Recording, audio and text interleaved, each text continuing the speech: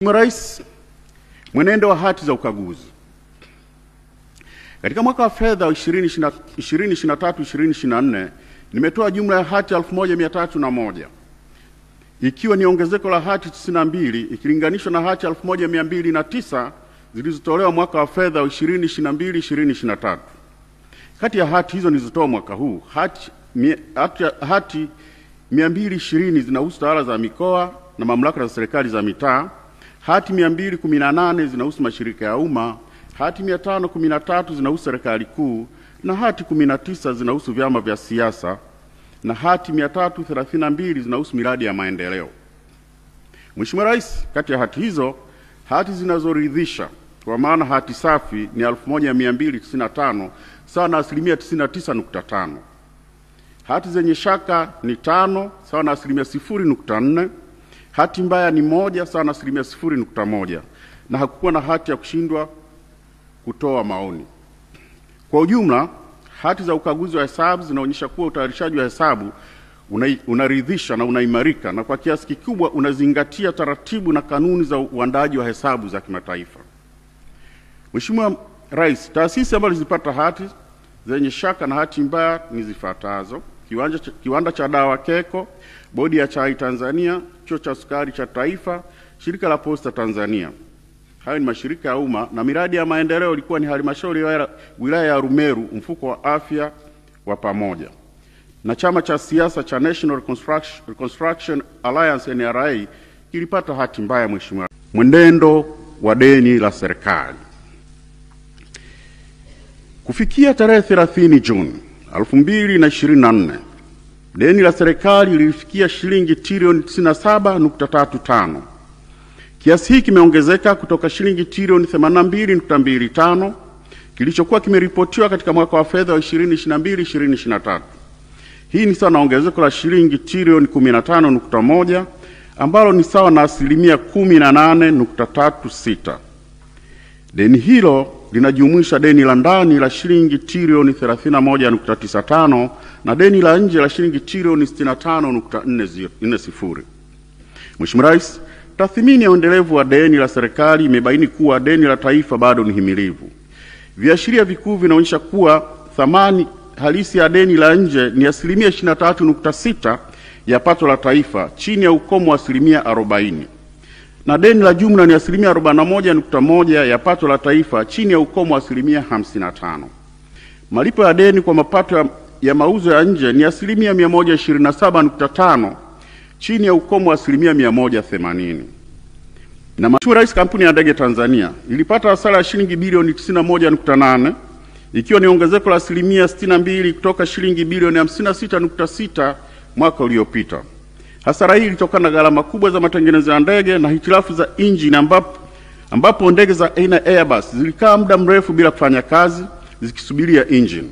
Kampuni ya kutengeneza nguzo za zege Tanzania. Kampuni ya kutengeneza nguzo za zege Tanzania, ambayo ni kampuni tanzu ya TANESCO, ilianzishwa kwa lengo la kuzalisha nguzo za zege za umeme, nguzo za zege, na kufanya upimaji wa ubora wa bidhaa hizo hapa nchini. Hata hivyo, hadi sasa kampuni hiyo haijatekeleza jukumu hilo la msingi ipasavyo.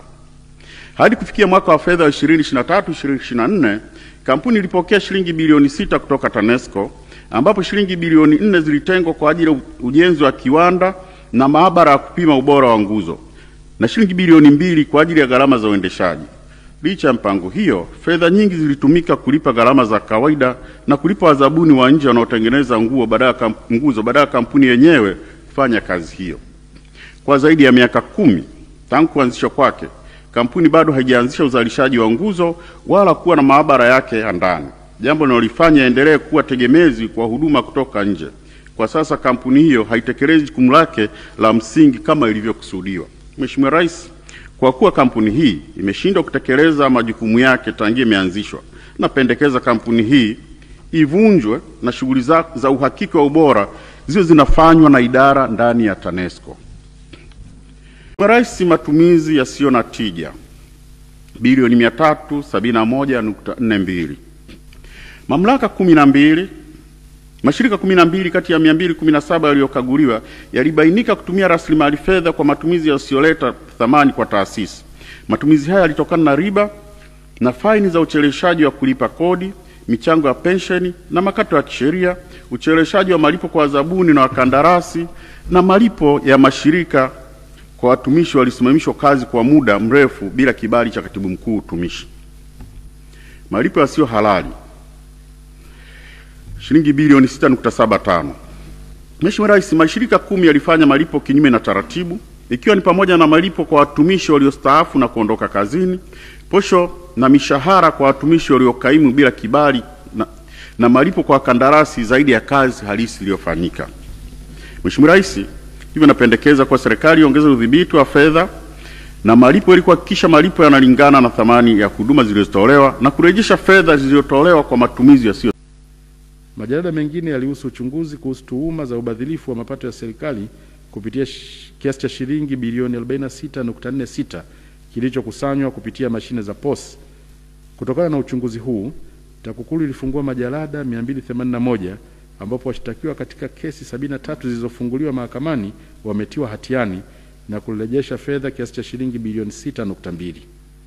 Kesi 86 zinaendelea mahakamani. Majalada 35 uchunguzi wake umekamilika na zipo katika taratibu za uchukuaji wa hatua stahiki za kisheria. Majalada 19 uchunguzi wake umefungwa.